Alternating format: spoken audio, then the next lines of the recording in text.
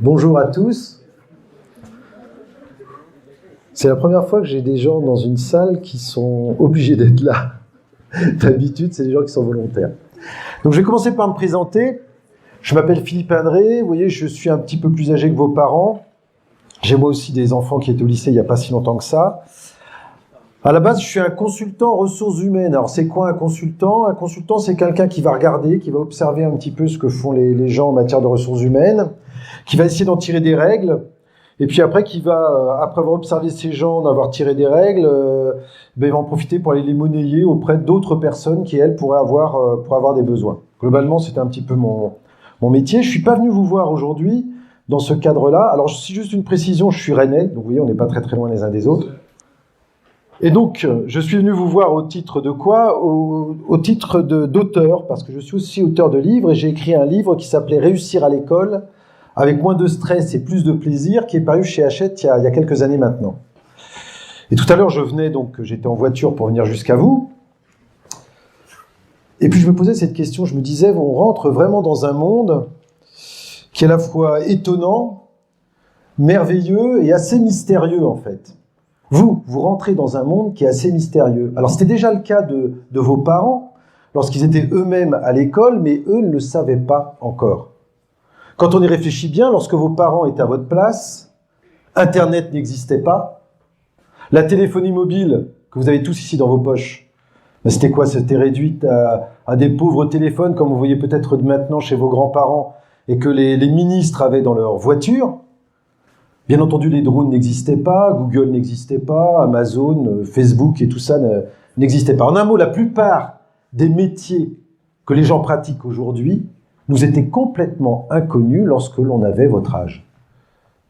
Et d'après une étude qui vient d'être publiée par l'OCDE, eh bien, on s'aperçoit que 80% des métiers de demain n'existent pas encore aujourd'hui. Alors, comment pouvez-vous, vous préparer à un monde qui n'existe pas encore? Et c'est là que l'école va prendre toute son importance. Pas seulement dans la transmission du savoir, ce qu'elle fait depuis l'époque de Charlemagne, vous le savez comme moi, mais parce qu'elle va vous permettre d'acquérir des multitudes de compétences qui demain vous permettront de vous adapter. Vous avez une chance que n'avaient pas vos grands-parents, c'est que vous aurez la chance de vivre plusieurs vies dans une seule. Mais peut-être que vous vous êtes déjà posé, dans votre vie, cette question, à quoi ça sert? Quand vous étiez en primaire, à quoi ça sert les tables de multiplication? Vous n'avez pas posé cette question? Maintenant, on a tous une calculatrice, à quoi ça sert? Lorsque vous étiez au collège, à quoi ça sert l'histoire? Apprendre que tous ces rois et ces reines ont vécu alors qu'ils sont morts depuis très longtemps, à quoi ça sert? Et maintenant encore, lorsque vous êtes ici, au lycée, vous vous dites, mais à quoi ça sert ce fameux théorème de Thalès? Vous avez peut-être même posé à vos parents la question. Tu l'as appris, toi, lorsque tu étais au lycée. Ça t'est utile aujourd'hui dans ton boulot? Et là, qu'est-ce que vous répondent vos parents? Non, j'utilise jamais. Et c'est vrai que pour nous, parents, c'est parfois difficile de vous donner une réponse intelligente et cohérente à cette question. Parce que c'est pas tant ce que vous apprenez qui est important, mais le fait d'apprendre plein de choses différentes qui vous permettra demain d'avoir la flexibilité de pouvoir vous adapter à ce fameux nouveau monde auquel on ne peut pas vous préparer puisqu'on ne le connaît pas. Vous connaissez probablement tous ici Kylian Mbappé, le footballeur. Savez-vous que Kylian Mbappé, tous les matins, fait de la cardio, il fait de la musculation, il fait du training. Alors pourquoi? Il y en a probablement parmi vous qui ont déjà joué au football. Vous savez comme moi que pour être bon au football, avant tout, c'est de la technique. Moi j'ai 2 pieds gauches, je peux vous dire qu'au football, je suis nul. Quand on est en train de jouer au foot, il y a probablement de l'intelligence stratégique, le gars qui regarde un petit peu, qui voit le jeu. Puis il y a certainement un besoin de sang-froid. Il faut avoir du sang-froid pour tirer un penalty ou pour tirer un coup franc. Alors pourquoi un jeune comme Mbappé, qui a 20 ans, à peine plus que vous, qui a un cœur tout neuf, il fait du cardio tous les matins? Eh bien, tout simplement parce que c'est dans la préparation que se construisent les victoires futures. Et c'est pourquoi, quel que soit le métier que vous choisissiez de faire demain, que vous décidiez de devenir plombier, banquier, médecin, charcutier, peu importe, quel que soit le métier que vous devrez faire demain, ou que vous ferez demain, il faudra être un champion. Et déjà maintenant, pour pouvoir s'y préparer, il faut déjà être plutôt pas mal, quoi. Et là, j'imagine qu'il y en a parmi vous qui se disent ouais, mais pour ça, il faudrait peut-être que j'ai la bosse des mathématiques pour être bon. Hein, puisqu'il paraît qu'il y a une prof de maths ici. Il faudrait peut-être que j'ai la bosse des maths. Et puis il y en a peut-être qui se disent ouais, mais le système n'est pas fait pour moi, j'y arriverai jamais, c'est trop difficile. Mais moi, je dis que tout ça, c'est faux. Et je dis, parce que j'ai fait des études là-dessus, qu'il n'existe pas de mauvais élèves. Il existe juste des élèves qui ne savent pas exactement comment prendre les choses pour réussir. Alors peut-être qu'il y en a d'autres parmi vous qui se disent « Oui, mais pourquoi on se crèverait ?» Aujourd'hui, on voit qu'il y a des gens qui réussissent, qui deviennent riches et célèbres, alors qu'ils n'ont pas dû faire beaucoup d'études. Je pense aux Marseillais, par exemple, tout le monde voit ce que c'est. Bon. Franchement, il suffit de regarder 10 minutes pour s'apercevoir que tu n'as pas besoin d'avoir été super balèze en seconde pour pouvoir faire ça. Alors c'est vrai que ça existe, hein. Ça je vous le cache pas, mais bon, dites-vous bien une chose, c'est que ce genre de personnage-là, ça dure jamais très longtemps. Alors ils vont faire ça pendant 4-5 ans, et puis après ils vont disparaître. Hein, ils vont aller cachetonner pour quelques cacahuètes dans des boîtes de nuit sordides, mais ça ne dure jamais très longtemps. Alors il y en a peut-être des plus retors parmi vous qui se disent « Ouais, mais il y a des gens, ils n'ont pas fait d'études, ils sont pas bien malins, et ils gagnent pourtant beaucoup d'argent. » Alors là, ça devient rare. Ça devient rare, mais ça existe, dites donc. Je pense à quelqu'un comme ça. Est-ce que vous connaissez aussi un certain Franck Ribéry? Hein, vous avez entendu parler de lui? Un petit peu. Vous avez entendu parler qu'il est riche, il se permet même de manger des steaks dorés à leur faim. Vous connaissez cette histoire ou pas? Ouais. Pourtant, on est tous d'accord ici que si on se met à creuser dans Ribéry, même si on creuse très profond, je suis pas sûr qu'on trouve beaucoup d'intelligence et de connaissances. Alors on peut. Alors qu'est-ce qu'il vient faire devant nous, Philippe Adré, aujourd'hui, de nous parler de réussite scolaire? Bien tout simplement parce que, imaginons une seule seconde que vous deveniez footballeur professionnel. Ribéry, je sais pas, footballeur professionnel, par exemple. Vous avez deux? On en a parlé de deux là aujourd'hui. Vous préférez quoi? Avoir l'image de Ribéry, qui passe à la télé, parce que vous voyez aussi l'image qu'il a, pour un sombre imbécile, où tous les comiques passent leur vie à se moquer de lui, ou vous préférez être considéré comme Kylian Mbappé, un joueur certes de football, mais qui est considéré comme quelqu'un de fin, d'intelligent. C'est à vous de choisir, vous pouvez choisir votre camp. Heureusement, on sait aujourd'hui une chose, c'est que la performance scolaire est le résultat d'une équation simple. La performance scolaire, c'est la motivation que multiplient les compétences. Les compétences, c'est ce que vous êtes censé apprendre chaque jour, ici, au lycée. Mais pour la motivation, et c'est là que ça va devenir magique, on va s'apercevoir que vous, lycéens, vous avez un réel rôle à jouer. Pour comprendre ça, je suis reparti aux sources de la motivation. J'ai fait des études là-dessus, j'ai essayé de chercher, j'ai essayé de comprendre. Pourquoi est-ce qu'il existait des cracks et pourquoi il existait des cancres?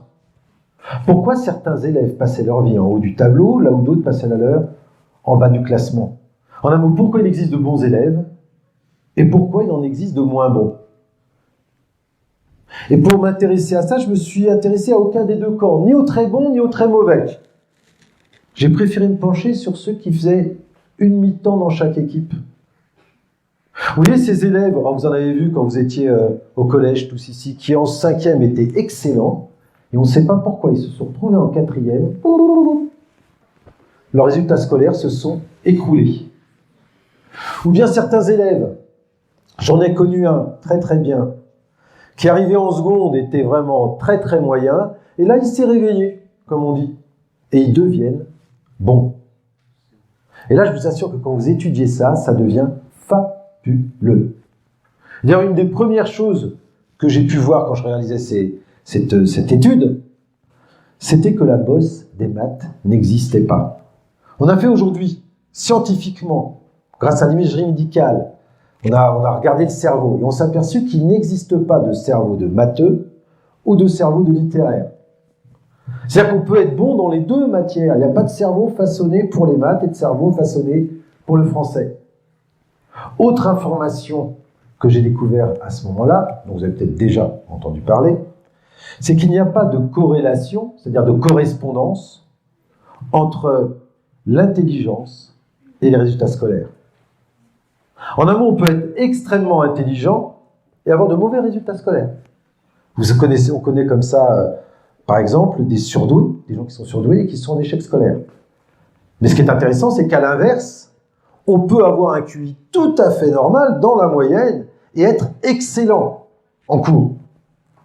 Alors pourquoi? Parce qu'on s'aperçoit d'une chose, c'est pas l'intelligence qui joue dans ce cas-là. Ce qui joue, c'est les stratégies qu'on va mettre en place pour réussir. Et donc moi, qu'est-ce que j'ai fait? Comme je vous disais tout à l'heure, je suis consultant, donc moi j'observe les gens, puis après j'essaie de synthétiser. J'ai regardé les gens qui réussissaient, puis je me suis aperçu que même si chacun a sa personnalité, chacun a ses petites méthodes de travail, en attendant, ils avaient tous plus ou moins les mêmes stratégies. Et ce dont je suis venu vous parler cet après-midi-là, c'est des quelques 3-4 petites stratégies que j'ai pu déterminer, qui sont un peu communes à tous ces gens-là. Mais ce que je peux vous garantir, c'est que si vous mettez en place les stratégies dont je viens vous parler aujourd'hui, eh bien vous allez voir vos résultats scolaires qui vont faire des bonds extraordinaires. Et je peux aussi vous garantir une chose, et je peux vous le signer à la fin si vous le voulez. Si vous mettez en place ce dont je vais vous parler dans l'heure, vous aurez tous dans un peu plus de 2 ans maintenant votre bac avec mention. Alors ce que je vous propose, c'est qu'on se penche sur ces stratégies que j'ai repérées chez les bons, et puis qu'on essaie de voir un petit peu ensemble ce qu'on peut mettre en place. Alors la première de ces stratégies, c'est l'intérêt. Là encore, si je devais exagérer, je dirais la passion pour l'école. Et quand j'ai observé, je me suis aperçu que tous les bons élèves ont tous une énorme passion pour l'école. Ah non, c'est pas vrai. Si j'imagine que parmi vous, il y a d'excellents élèves, ils n'ont pas une passion pour l'école. Personne n'est super passionné par l'école. Et le plus beau cadeau que la vie puisse vous faire, c'est une bonne épidémie de grippe dans le corps enseignant et la moitié des cours qui sautent pendant une semaine. Waouh, super! Hein? C'est encore ce qu'on préfère, franchement. Mais une chose est sûre, c'est que les bons élèves sont toujours des élèves qui sont des gens hyper curieux, intéressés par énormément de choses, qui aiment énormément de choses. Et souvent, quand je dis ça à des lycéens, ils me disent « Oui, mais aimer, c'est quelque chose de naturel. Ou on aime, ou on n'aime pas. » Et puis moi, j'aime pas tellement le lycée. Puis il me le rend bien, en plus. Mais êtes-vous si sûr que aimer quelque chose, ce soit si naturel que ça? Savez-vous ce que mangent les jeunes Norvégiens de votre âge avant d'aller à l'école le matin? Là-bas, en Norvège, on commence l'école très très tôt, donc ils se lèvent vers 6h, 6h30.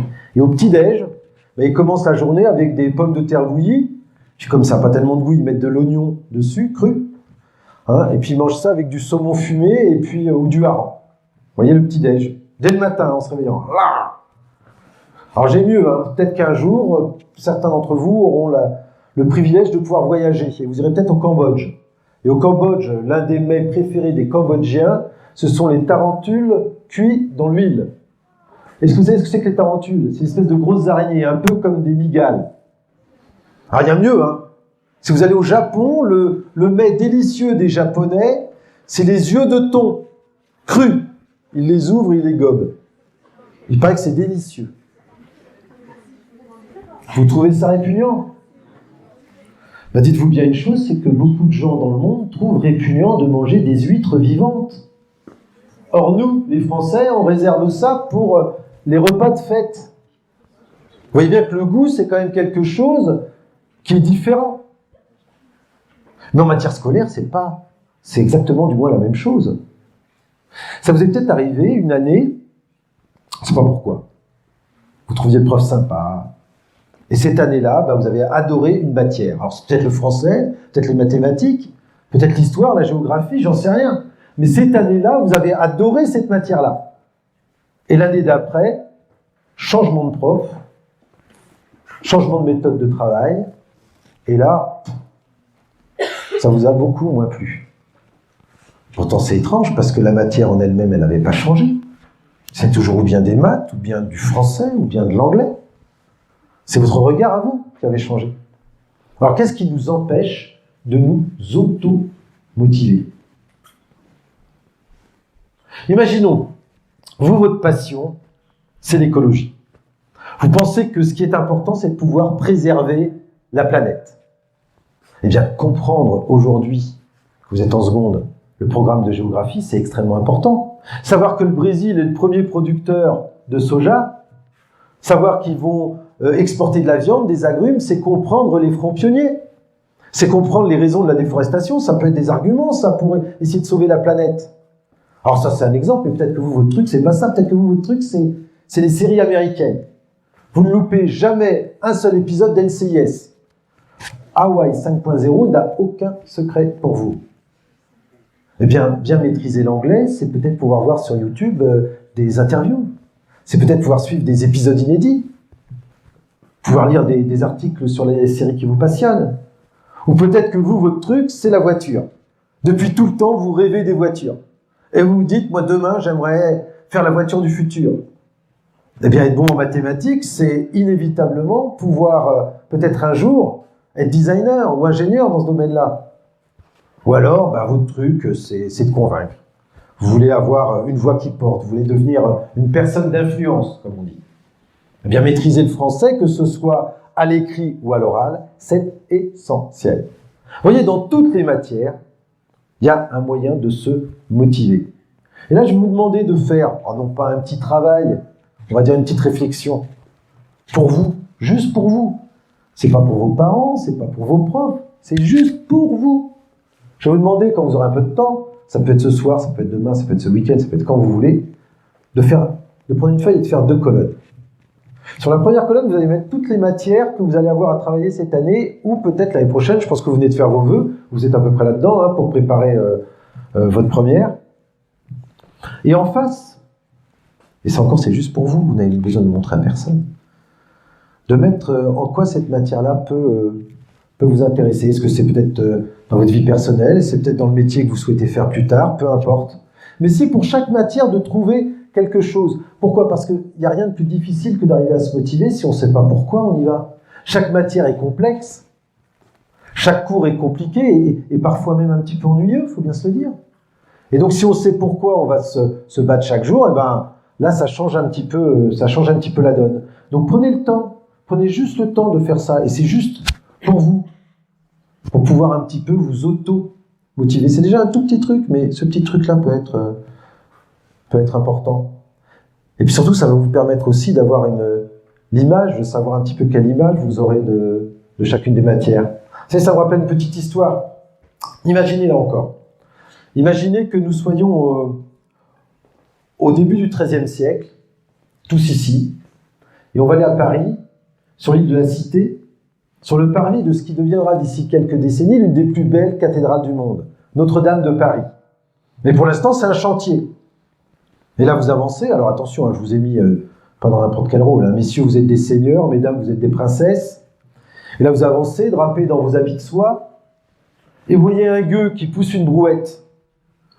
Alors, vous avez envie de savoir ce qu'il fait, vous approchez de lui, vous lui dites, mais dites-moi, mon brave. Oui, vous êtes quand même de la haute. Que faites-vous, séant? Et là, l'homme vous regarde, et vous dit, vous voyez bien, j'emmène du sable aux maçons qui sont là-bas, au pied de l'édifice. Je fais des allers-retours toute la journée. Ce travail est usant, harassant. Lorsque je rentre chez moi le soir, je n'en puis plus. Et je fais tout ça pour un salaire de misère. Oh, croyez-moi, ma vie est vraiment une malédiction. Alors vous continuez à avancer sur le parvis de Notre-Dame, et là vous voyez un autre terrassier qui lui aussi pousse sa brouette, mais qui a un grand sourire. Alors vous allez trouver, vous dites, mais dites-moi mon brave, que faites-vous séant?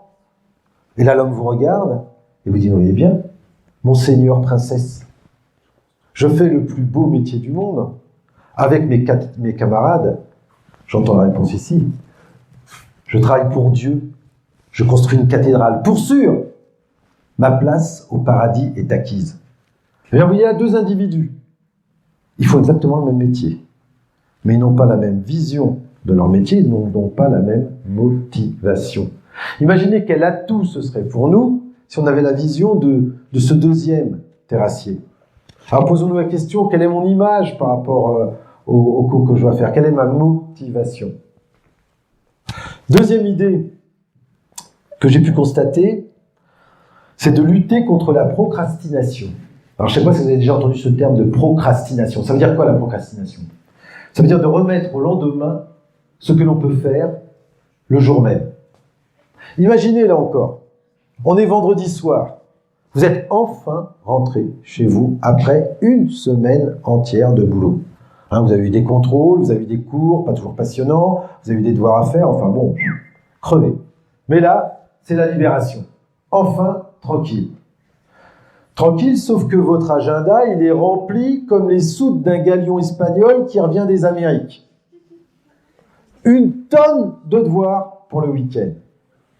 Mais là, vous dites, oh, on est vendredi soir, là, je me repose. Demain, pas de cours, pas besoin de me coucher tôt, et une tonne de Walking Dead à voir. Alors, les devoirs, on verra bien demain, hein, il fera jour, mais pour l'instant, super soirée. Et c'est vrai que le lendemain, il fait jour. Mais comme vous êtes couché à 2h du matin, il fait jour vers 11h30, midi. Bon, c'est pas grave, hein, on est en tout début de week-end. Alors vous émergez à peu près, et puis là c'est l'après-midi, vous avez un copain qui vous propose une partie de tennis, une copine qui vous dit hey, « il fait beau aujourd'hui, viens, on va aller faire un petit tour en ville, faire un peu de shopping et tout ça, ça va être sympa, un peu de vitrine, ouais. » Et puis la journée passe, file, on arrive déjà au samedi soir. Franchement, le samedi soir, on va quand même pas faire ses devoirs un samedi soir. Pas un samedi soir. Donc, soirée sympa, recoucher à 2h du matin, et donc forcément un réveil le lendemain à midi. Mais c'est pas grave. On a tout l'après-midi pour pouvoir bosser. Alors, on va aller déjeuner tranquillement et puis on s'y mettra après. Pendant le déjeuner, il y a papa et maman qui vous annoncent que cet après-midi, toute la sainte famille part chez papy et mamie. Bon, vous êtes déjà organisé, donc vous dites c'est pas très grave, ça m'est déjà arrivé, je prends mon sac, mes affaires, je vais faire mes devoirs là-bas, de toute façon leur discussion de vieux, ça m'intéresse pas, donc j'aurai bien des trucs à faire sur place. Et puis vous arrivez sur place, mais là comme tonton et tata ont eu la même idée que vous, il y a tous les cousins qui sont là, vous les avez pas vus depuis Noël, alors on va passer l'après-midi à discuter, à échanger, à jouer. Et puis là, le dimanche soir arrive, puis il faut bien dire une chose, c'est que les cahiers et les livres, ils sont pas sortis du cartable ou du sac à dos. Alors qu'est-ce qui se passe? Pour les plus courageux d'entre vous, le dimanche soir, ça va être devoir un petit peu à l'arrache. Et puis pour les autres, ça va être recopiage demain matin en arrivant au lycée, hein, pour les moins courageux. Mais en tout cas, une chose est sûre, on va tous s'endormir avec la conscience pas tout à fait tranquille. Et bien tout au long de ce week-end, vous avez été victime de la procrastination. Et j'ai bien dit victime, pour deux raisons. La première, c'est que vous ne connaissiez pas forcément ce phénomène qui allait vous attraper. Et la deuxième raison, c'est que vous ne saviez pas comment lutter efficacement contre cela. Parce qu'il faut savoir une chose, c'est que la procrastination, il y a eu beaucoup d'études qui ont été menées là-dessus. Parce que ça ne concerne pas seulement les lycéens, ça concerne tout le monde. Et ces études ont pu nous démontrer une chose, c'est que la cause numéro 1 pour laquelle les gens vont procrastiner, en général, c'est à cause du stress. Du stress qui va être amené par une tâche nouvelle à faire. Souvent, les gens, quand ils sont face à une tâche nouvelle, ils ne savent pas par quelle bout la prendre. Et ça vous est peut-être déjà arrivé quand vous avez des devoirs à faire chez vous. Ils ont peur d'investir du temps pour rien. Ils aimeraient bien faire, mais bon, ils ne savent pas trop. Alors qu'est-ce qu'ils font? Ils laissent tomber. Alors dites-vous bien une chose, c'est qu'il faut toujours mieux dans la vie avoir un imparfait qui existe qu'un parfait qui n'existe pas. Trop souvent, les gens veulent bien faire, c'est pas de la mauvaise volonté. Vous aussi, si vous voulez bien faire, vous voudriez même faire quelque chose de parfait. Mais comme vous savez que c'est difficile, voire impossible, qu'est-ce que vous faites? Vous laissez tomber. Alors dites-vous bien là encore une chose, c'est pas parce qu'on ne peut pas tout faire qu'on ne doit pas faire ce que l'on peut faire. Bon, je répète, c'est pas parce qu'on ne peut pas tout faire qu'on ne doit pas faire ce que l'on peut faire. Vous avez 10 minutes, je ramasse les copies. Non, ça veut dire quoi? Ça veut tout simplement dire que c'est pas parce qu'on ne peut pas tout faire qu'il faut pas en faire un petit peu. C'est pas parce que je peux pas faire tout le devoir de maths qu'il y a à faire à la maison que je peux pas déjà faire les parties que je sais faire et peut-être me pencher un peu sur les autres. C'est pas parce que j'ai un long devoir à faire en histoire qui me prendra au moins 2 heures et j'ai qu'une demi-heure devant moi que je peux pas déjà m'y mettre et puis faire l'introduction. C'est pas parce que je peux pas tout faire que je ne dois pas faire ce que je peux faire. Retenez ça, c'est important. Alors comment est-ce qu'on peut faire pour lutter face à la procrastination? Eh bien, on va découper ce que l'on a à faire en petits morceaux. Savez-vous qu'un homme est rentré dans le Guinness Book des records, dans le livre des records, parce qu'il avait mangé son vélo? Eh ouais, il y a des gens assez débiles ou assez vaniteux pour manger leur vélo pour pouvoir rentrer dans le livre des records. Alors, je vous rassure, il n'a quand même pas mangé le guidon au petit déjeuner, la selle au déjeuner et le dérailleur au dîner, même si le mec était un peu déraillé, je vous l'accorde. Mais qu'est-ce qu'il a fait? Ben, il a pris son vélo, il l'a coupé en tout petits morceaux, puis il l'a incorporé à sa nourriture. Et jour après jour, il a mangé son vélo. Alors bien entendu, je ne vous dis pas qu'il faut couper votre vélo. Hein. D'abord, c'est indigeste, et ensuite, ça vous est beaucoup plus pratique à être utilisable quand c'est en entier. Mais ce que je veux vous dire par là, c'est que quand on a une tâche difficile à faire, il est intéressant de la couper en petits morceaux. Imaginez que vous ayez un devoir de géographie à faire, et ça va être long, fastidieux, et puis ça vous semble une montagne infranchissable. C'est un peu comme le mur dans Game of Thrones. Et bien là, vous allez découper en petits morceaux. Vous allez vous dire, je vais d'abord faire l'intro, puis la partie 1, puis la partie 2, et enfin la conclusion. Et si jamais ça vous semble, là encore, un peu trop dur à avaler, et bien recoupez encore. Vous faites le brouillon de l'introduction, puis vous rédigez l'introduction. Et pour chaque étape, pour chaque séquence de travail, bien vous déterminez un timing. Alors pourquoi je vous dis ça? Parce qu'une fois que vous aurez fini de faire, par exemple, le brouillon de l'introduction, vous vous arrêtez. Vous avez pris 10 minutes, un quart d'heure, vous vous arrêtez. Et puis là, vous vous récompensez. Parce que là aussi, quand il y a un travail qui est très long et très difficile à faire, il faut savoir se récompenser. Donc on le coupe en petites étapes et à chaque étape, on se récompense. J'ai fini de faire l'introduction pour mon devoir de géographie. Je prends mon portable, je regarde mes messages, j'y réponds tranquillement. Et puis après, j'entamerai une seconde séance. Je ne sais pas si vous connaissez l'histoire du Belge devant le distributeur de Coca-Cola.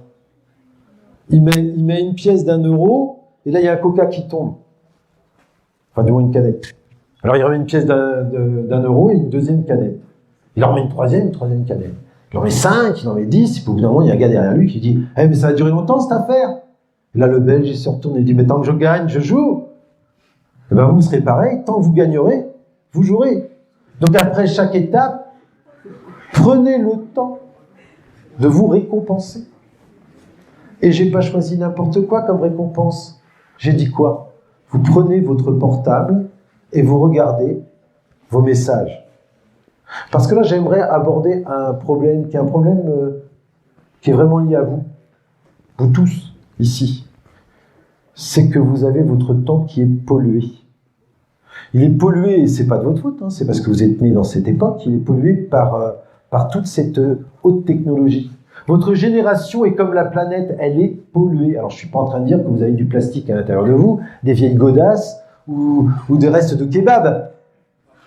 Ce que je suis en train de dire ici, c'est que vous êtes jamais maître de votre temps. C'est-à-dire qu'entre les SMS, les mails, Snapchat et tout ce qui peut vous arriver, vous n'êtes plus jamais maître de votre temps. On vous sonne comme on le souhaite. Le reste du monde vous sonne comme on sonnait les domestiques au XVIIIe siècle. Alors moi, je vais vous dire une chose, libérez-vous. Quand vous êtes dans une séquence de travail comme ça, vous savez ce que vous allez faire? Vous allez prendre votre portable. Chez vous, là encore, personne ne vous oblige. Hein. Vous allez éteindre, ou du moins le mettre sur silencieux, puis vous allez le mettre loin de votre vue. Et dans 10 minutes, quand vous aurez fait votre séance de travail, vous reprendrez votre portable, vous pourrez le regarder à nouveau. Et là, vous pourrez, en plus, ce sera une récompense de voir, de pouvoir répondre, etc. Alors pourquoi je dis ça? Parce que osez me dire que ce que je vais dire là, ça n'est arrivé à aucun d'entre vous. Ça vous est arrivé d'avoir un devoir à faire, vous avez posé sur votre bureau votre portable, là, juste là, puis vous avez commencé à rédiger. Et puis là, ce jour-là, ça allait bien. Vous aviez des idées, ça venait, c'était super. Et puis là, vous avez l'idée géniale, celle qui va faire le corps de votre devoir. Et puis là, il y a le téléphone qui sonne. Hop, on regarde, c'est un petit message, pas grand-chose, là, je le lis, tac, tac, tac, j'y réponds, je repose. C'était quoi déjà l'idée que j'ai eue il y a 2 minutes, là? Ah, c'était quoi? Elle était géniale, mon idée! Mince! Et là, on la trouve plus. Et l'idée géniale, qui aurait peut-être pu vous permettre d'avoir le devoir génial, ben, elle a disparu. Vous êtes vous-même planté, tout seul. Boum, un couteau dans le dos, terminé. Donc il faut penser à ça, c'est pas grand-chose. 10 minutes dans une vie, c'est pas grand-chose, ou un petit quart d'heure. Mais vous posez, mais il faut que vous appreniez à devenir efficace. Parce que le problème, c'est que ce souci-là, c'est vous qui l'avez. Personne d'autre avant vous ne l'a eu. Parce que vous êtes des générations des nouvelles technologies. Vos parents ne peuvent pas comprendre, ils n'ont pas connu ça. Vos parents vont dire « Ah, si tu fais avec ton portable », mais ils ne peuvent pas, parce qu'eux, ils ne connaissaient pas ça. À votre âge, ça n'existait pas. Mais vous, il faut que vous vous adaptiez à ce nouveau monde. Vous savez, ça me fait penser aux grandes plaines américaines. Vous avez déjà vu ça à la télé, les grandes plaines qu'on voit à perte de vue, là. Où qu'on se tourne, c'est que l'horizon. Et dans ces grandes plaines américaines, vous avez 2 types d'animaux, de troupeaux même. Vous avez d'un côté les bisons, et les bisons sont une race endémique, comme on dit, des États-Unis, enfin du moins de l'Amérique du Nord. Ça veut dire quoi? Ça veut dire que depuis toujours, les bisons sont là. C'est-à-dire que les bisons étaient là même avant que les colons n'arrivent, il y a 200 ans. Et puis de l'autre côté, vous avez des troupeaux de vaches. Et ces troupeaux de vaches, ils sont là parce qu'ils ont été amenés avec les colons. Et quand un orage arrive, dans ces grandes plaines, comme on voit à l'horizon, on voit l'orage arriver. Et c'est assez marrant d'observer ces animaux parce qu'ils n'ont pas le même comportement. Les vaches qui sont là depuis très peu de temps voient l'orage arriver. Alors, elles ne sont pas des idiotes non plus, les vaches. Alors, qu'est-ce qu'elles font? Elles fuient. Elles voient l'orage arriver, elles se sauvent. Et puis, plus elles voient l'orage arriver, plus elles se sauvent. Et puis, au bout d'un moment, l'orage arrive sur elles. Mais comme elles sont dans le même sens que l'orage, elles restent sous l'orage comme ça. Elles sont mouillées longtemps. Et les bisons, qui eux sont dans ces plaines depuis des générations et des générations de bisons, depuis des milliers d'années, qu'est-ce qu'ils font quand ils voient un orage arriver? Ils regardent, ils observent, ils se mettent face à lui, et ils broutent. Et puis l'orage arrive un peu plus près, il lève le nez, il regarde, puis il broute. Et puis d'un coup l'orage arrive encore un peu plus près, il se met face à l'orage encore, et il broute. Et aux premières gouttes de pluie, il se met à traverser l'orage à toute vitesse, le troupeau, et il se retrouve très vite au soleil de l'autre côté. Parce que eux, ils sont hyper efficaces. Ils sont hyper efficaces parce qu'ils ont appris à être hyper efficaces. Et bien, soyez comme les bisons. Devenez efficace par rapport aux nouvelles technologies. C'est hyper important pour vous. Parce que vous êtes la première génération à avoir ça. Apprenez à lutter contre la procrastination et apprenez à être efficace par rapport à ça. C'est essentiel. L'autre idée dont j'aimerais vous parler, une idée qui est intéressante, qui est même importante aussi, c'est peut-être même celle que je préfère, parce que je vais vous demander de faire un mensonge.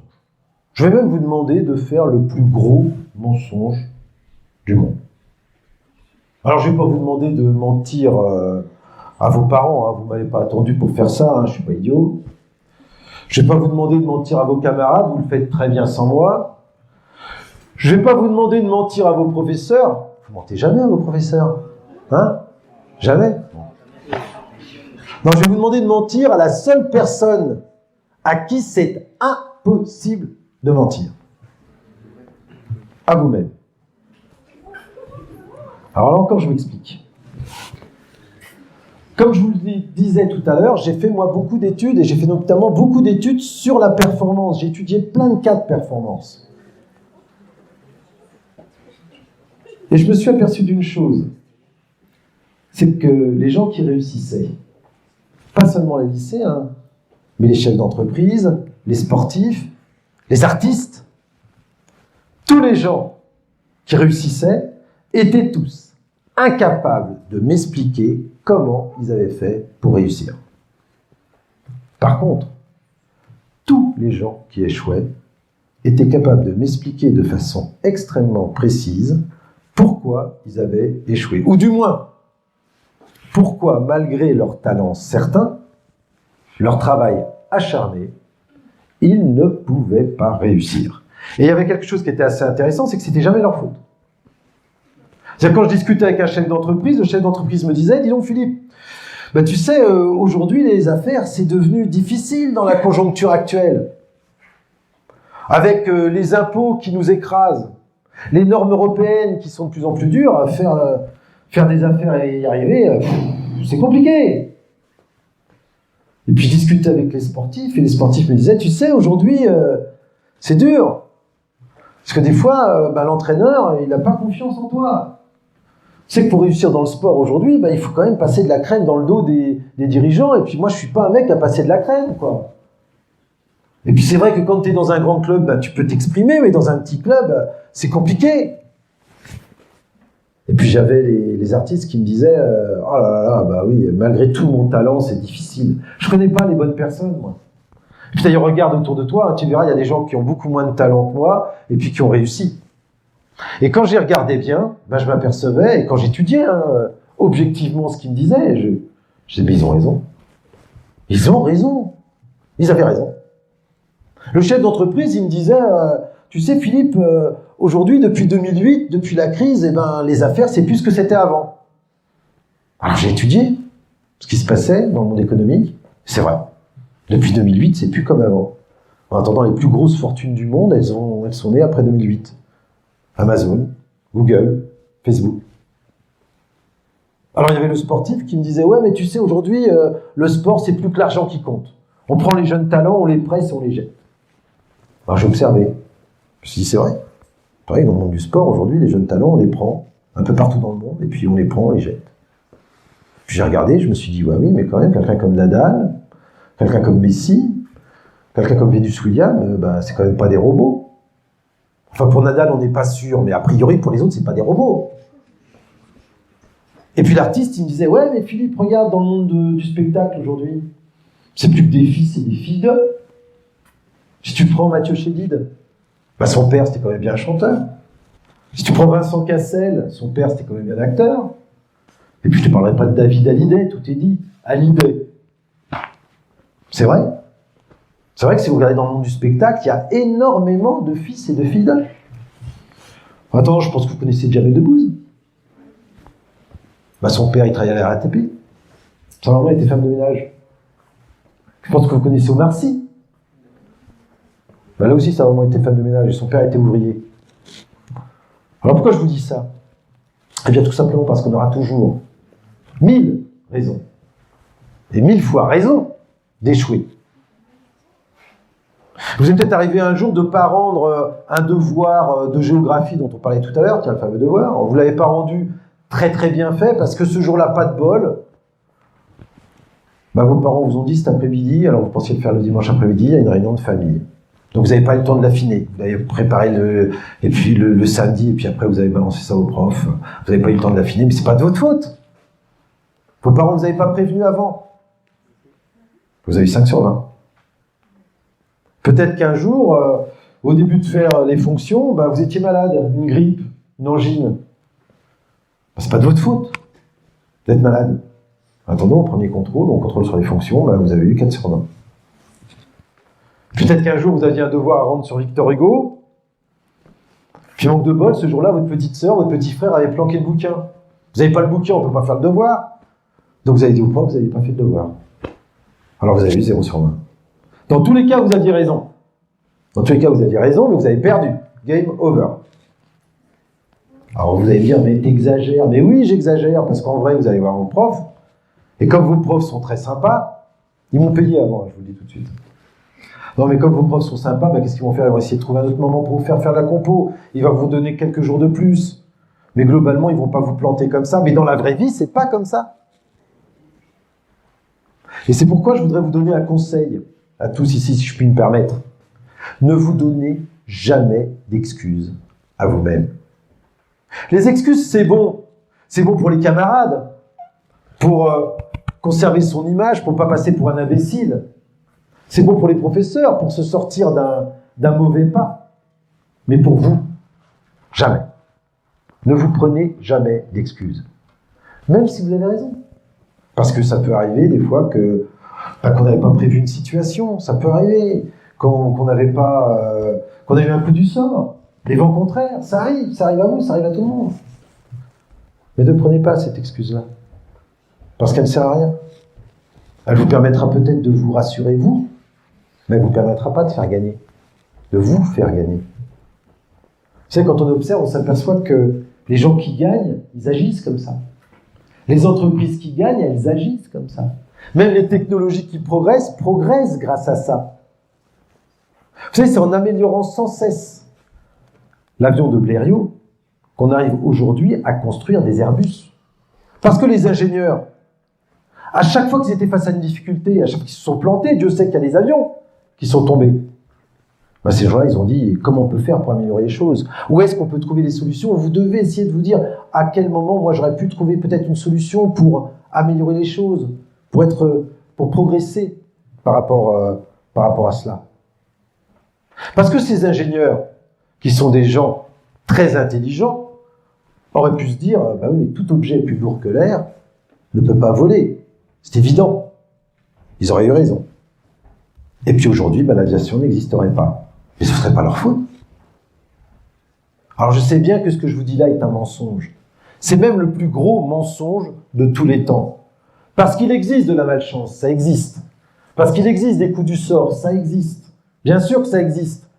Et que vous pouvez vous aussi en être victime. Bien sûr que des fois vous vous plantez parce que c'est pas de votre faute. Et c'est vrai que c'est pas de votre faute.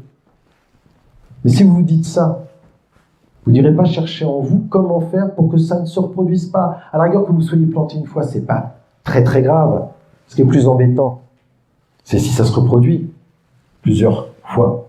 Parce qu'en plus, quand on ne sait pas pourquoi une chose s'est produite, on ne sait pas comment la corriger, et puis surtout elle nous insécurise.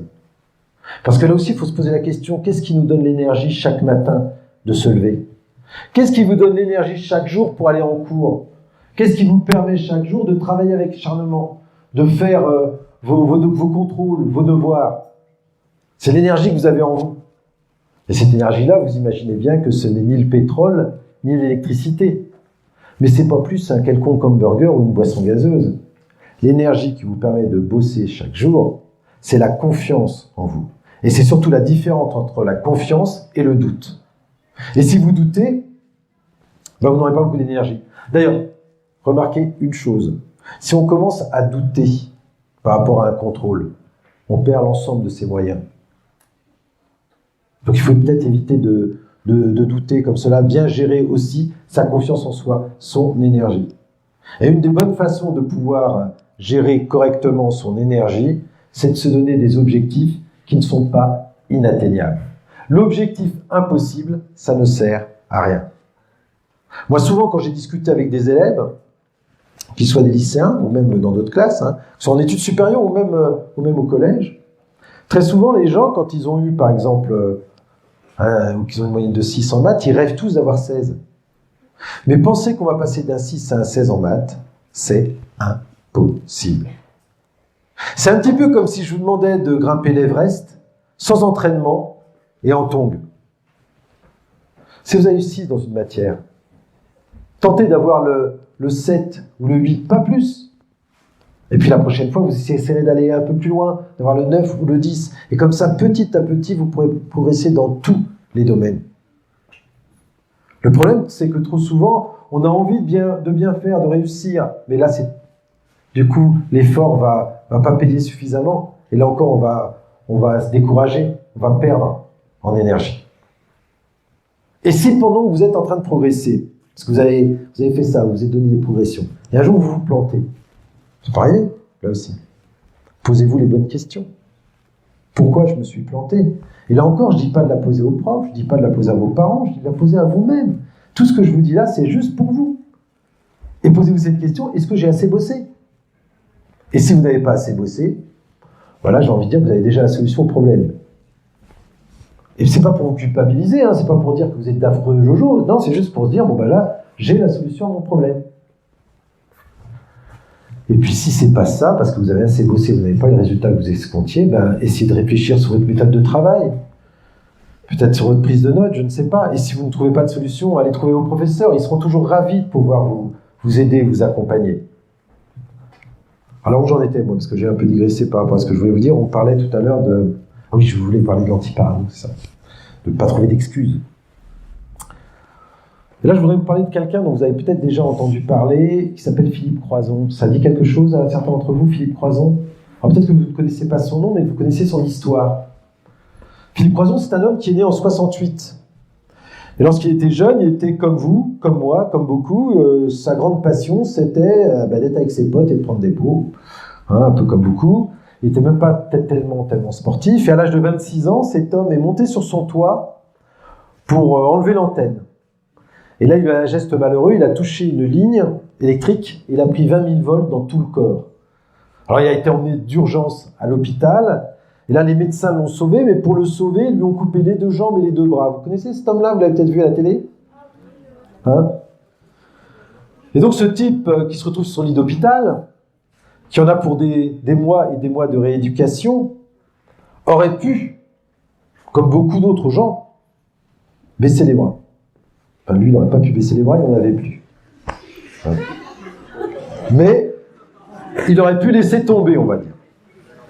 Et non, lui, il s'est dit, eh bien, si j'arrive à m'en sortir, parce que c'est dur une rééducation après des... Il dit, si j'arrive à m'en sortir, eh bien, je voudrais faire un exploit. Et ce garçon qui n'a plus de bras, qui n'a plus de jambes, a traversé la Manche à la nage, et a fait beaucoup d'autres exploits sportifs. Il a même participé au Paris-Dakar. Alors pourquoi je vous parle de Philippe Croizon?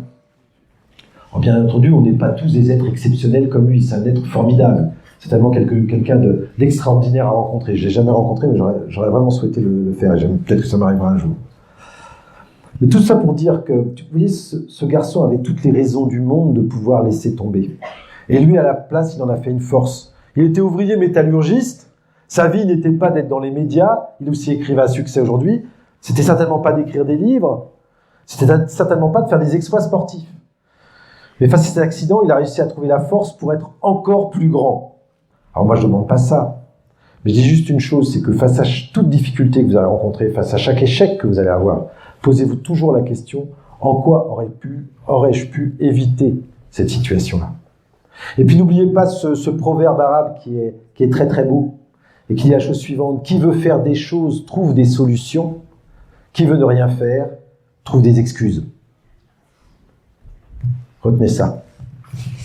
Dernier point que j'aimerais aborder avec vous aujourd'hui, j'ai appelé ça l'ambition, parce que j'ai voulu un terme un petit peu provocateur, parce que j'ai remarqué une chose quand je discutais avec les lycéens, c'est que beaucoup de lycéens n'osaient pas être ouvertement ambitieux. Alors je ne sais pas pourquoi, je ne sais pas si c'est par peur de voir leurs espoirs déçus, par superstition, par peur du regard des autres. Mais j'ai constaté une chose, c'est que beaucoup de lycéens étaient timides, voire timorés lorsqu'il s'agit de leur avenir. Alors j'en ai discuté avec certains en leur disant, mais pourquoi tu rêves pas à ton avenir? Et certains m'ont dit, bah oui, mais moi, tu vois, j'avais envie de faire certaines choses, et puis j'en ai parlé à mes parents, ils m'ont dit, tu n'y arriveras jamais. Et puis j'en ai d'autres qui m'ont dit, ah ouais, mais moi, tu vois, je rêverais de faire des choses extraordinaires, mais bon, je suis plus un gamin. Je sais bien que ce ne sera pas possible. Ça, j'en suis jamais sûr. Moi, j'ai envie de vous dire aujourd'hui, pensez, chaque jour où vous allez travailler, pensez aussi à rêver à ce que vous souhaitez un jour faire. Là encore, je voudrais vous parler d'une autre personne que vous connaissez pour le coup certainement pas. C'est un garçon qui rêvait d'être réalisateur de cinéma. Il rêvait d'être réalisateur de cinéma, mais il habitait dans un petit quartier populaire de Rennes. Ses parents n'étaient pas artistes ni l'un ni l'autre, il connaissait personne dans ce milieu-là. Il n'était pas bien grand, on l'appelait le petit coudé à l'époque. Non, le petit brisé, pardon. Le petit brisé à l'époque, je confonds avec un autre de mes camarades, parce que les deux étaient mes camarades. Et donc, il n'avait aucune chance de pouvoir un jour réussir dans le monde du ciné. Il s'appelle Stéphane Brisé. Aujourd'hui, il est réalisateur.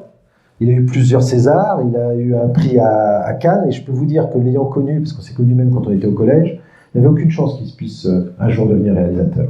Mais il l'est, aujourd'hui.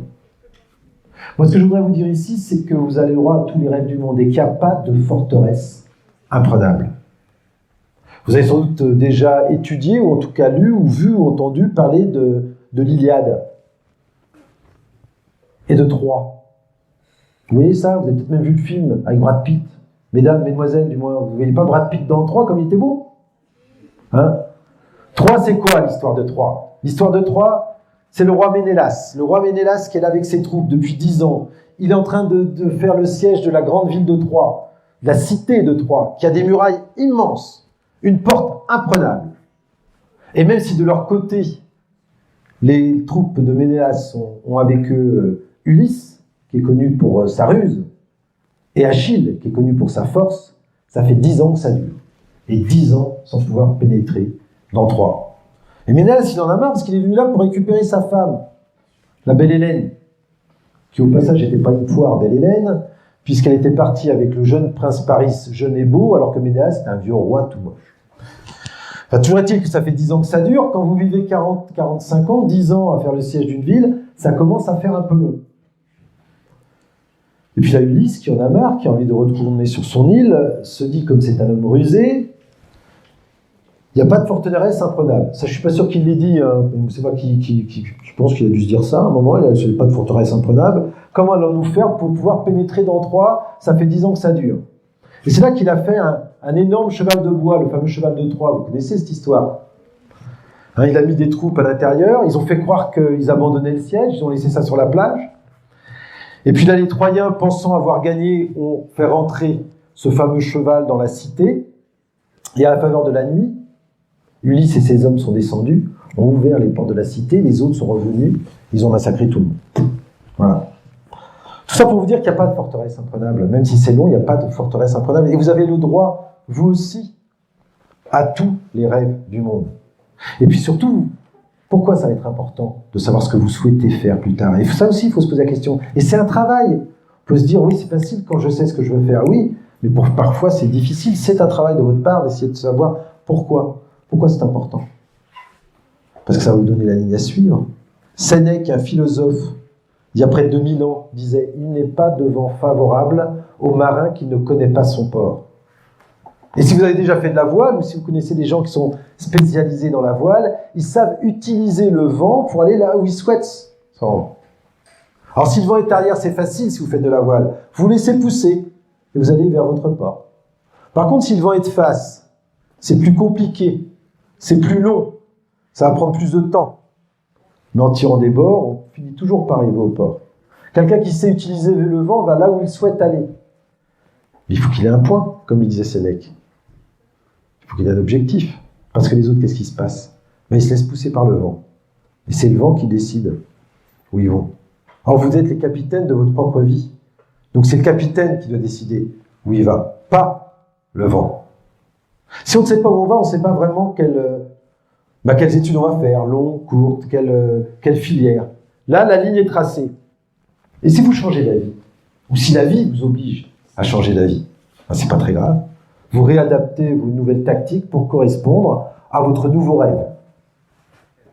Je vais vous parler de quelqu'un d'autre qui m'est proche. C'est ma fille, Philippine, la deuxième de mes filles, j'ai 2 filles. Et Philippine, quand elle avait 7 ans, m'a annoncé, à moi et à sa maman, qu'elle voulait devenir pilote de chasse. On n'a jamais compris d'où lui venait cette lubie. On ne connaît personne qui fait ce métier-là, on n'a même pas de militaire dans la famille. Mais je peux vous assurer qu'à l'âge où les petites filles, et ici il y en a qui ont été des petites filles, mettent des posters de chanteuses à la mode, vous avez dû en mettre aussi dans votre chambre, la mienne elle mettait des Mirage 2000, des Rafales ou des hélicoptères de combat. Alors autant vous dire que ça ne plaisait pas beaucoup à ma femme qui trouvait sa vocation pour le moins dangereuse, elle avait raison. Mais moi je lui disais, on l'encourage. À chaque fois qu'il y avait le meeting aérien à Rennes, toute la famille s'y rendait. Et Philippine a pu voir évoluer dans les airs une multitude d'avions de chasse. Quand elle a eu 10 ans, j'ai pris rendez-vous avec le centre de recrutement de l'armée de l'air. Elle a pu aller là-bas à 10 ans et s'entretenir avec un officier qui était un ancien pilote de chasse de ce métier qui la passionnait tant. Et je peux vous dire une chose, c'est que pendant toute cette période-là, ses résultats scolaires étaient fabuleux. Et c'est pas parce qu'elle était plus intelligente qu'une autre, elle n'est pas plus intelligente qu'une autre. Mais chaque matin, quand elle se levait, elle savait pourquoi elle se levait. Parce que moi, j'ai envie de dire que votre vie, à vous, de lycéen, c'est un peu comme quelqu'un qui aurait tendance à remonter un escalator à l'envers. À peine vous avez mis le pied sur une marche, si vous regardez en l'air, il y en a une autre qui arrive. À peine vous avez fini un contrôle, que qu'est-ce qui se passe? Il y en a un autre qui arrive. À peine vous avez fini de rendre un devoir, qu'il y a quoi? Il y en a un autre qui arrive. C'est usant, on a l'impression d'avancer tout le temps comme ça vers rien. Alors là, quand on a un objectif, ben c'est bien. On sait vers quoi on avance. Et c'est ce qui lui permettait d'être excellente à ce moment-là, Philippine. Le problème, c'est que le rêve s'est brisé net. L'année de ses 13 ans. On allait chez l'ophtalmologiste et puis là, il lui a diagnostiqué une légère myopie qui l'empêcherait à tout jamais de pouvoir un jour voler avec la patrouille de France. Autant vous dire que j'ai eu ma fille et que j'ai récupéré ma fille à la petite cuillère. Heureusement, un nouveau rêve est arrivé, la machine a été relancée et puis elle est repartie à bien faire ses études. N'oubliez jamais que le désir a du talent, que vos désirs ont du talent. Ils vont vous permettre de mobiliser vos forces. Peut-être, même sûrement, avez-vous déjà entendu parler de ce discours de Kennedy qui était président des États-Unis à l'époque, alors que c'était la guerre froide. La guerre froide, vous avez dû l'apprendre là aussi, c'était vraiment l'opposition entre les États-Unis et l'URSS de l'époque. Et il y avait une course à ce moment-là pour être technologiquement le plus évolué, le plus fort, on pourrait dire aujourd'hui. Et le symbole, c'était de pouvoir aller sur la Lune. Et en 1963, John Fitzgerald Kennedy, président des États-Unis, a dit eh bien, on sera les premiers à envoyer un homme sur la Lune. Il faut bien savoir comment il le dit, il n'y a ni la technologie, ni même l'organisation pour pouvoir réaliser un tel exploit. Pour autant, en juillet 69, Armstrong mettait le pied sur la Lune. Cet objectif d'une ambition folle avait su mobiliser les hommes, les énergies. On avait créé la NASA, quelque chose que vous connaissez aussi à cette époque-là, rien que pour cet objectif. Tout ça pour vous dire quoi? Pour vous dire qu'ils ont rêvé de la Lune, ils ont atteint la Lune. Que moi j'ai envie que vous puissiez vous rêver de toucher les étoiles, et que vous puissiez un jour toucher les étoiles.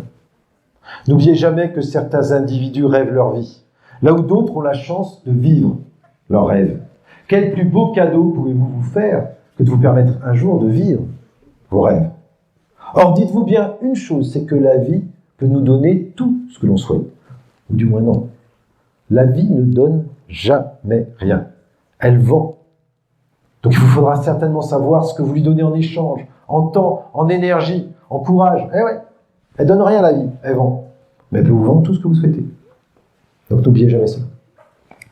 Alors pour conclure, je vais revenir sur ce que je disais juste au départ dans l'introduction, parce que c'est un point que je n'ai pas suffisamment, je pense, abordé, et je voudrais finir là-dessus. Toutes les études, toutes, ont démontré une chose, c'est que les mauvais élèves, ça n'existe pas. Toutes les études, toutes, il n'y en a pas une qui va contre ça, ont démontré qu'aucun individu n'était pas bon dans telle ou telle matière. Ça veut dire quoi? Ça veut dire que si vous avez les bonnes stratégies, si vous vous donnez les bons moyens, vous avez le droit à tous les rêves du monde, à toutes les envies du monde. Et moi, j'aimerais bien que vous puissiez atteindre toutes vos envies du monde. Voilà. Merci de m'avoir écouté. Merci.